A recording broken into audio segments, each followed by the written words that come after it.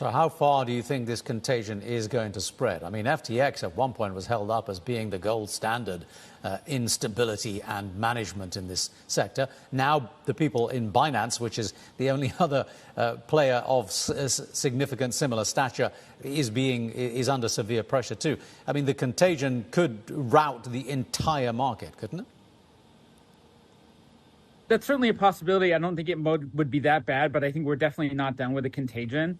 There's a lot of discussion about how much transparency is needed in this marketplace, and that's by far the biggest failure of this marketplace. People said crypto is going to be better because it's going to be transparent and there's no sort of politically motivated central bank in this ecosystem. It's turned out to be quite the opposite. Crypto is extremely non-transparent, and even when people say it is transparent, a really good example is if you provide people with all the algorithms and the data, that doesn't necessarily mean that they have the ability to add up this data and follow the algorithms and understand what they really mean. We have an entire crypto security team and sort of smart contract security team in Israel that looks at things like this, and even they find some of the transparency claims that people have made to be difficult to actually test and follow through.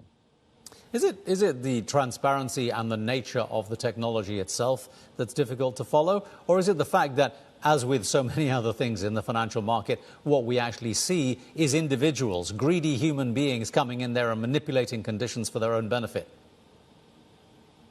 It's a little bit of both. So one of the things that's a problem is people promise transparency and they talk about it, but they set things up in such a way that the transparency is actually relatively complicated to understand. And I think at least in some cases, that's absolutely by design, right? You follow all the rules, but the rules are complicated. And so therefore it's kind of an insider's game.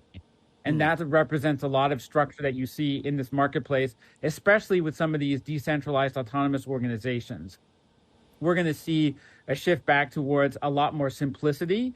And I think people also, I hope, going to recognize that you can't operate all of your own business and investment in this environment. You've got to find entities that you can trust, and they've got to have a inspected, regulated ecosystem in which there are multiple expert eyes on the system. We're not relying on individual investors to piece together all the rules or follow all the algorithms or the smart contracts. Hi, I'm Emily Tan, and thanks for watching CNBC. You can check out more of our videos by clicking on the boxes on the screen, and don't forget to subscribe to the channel for more. Thanks for watching.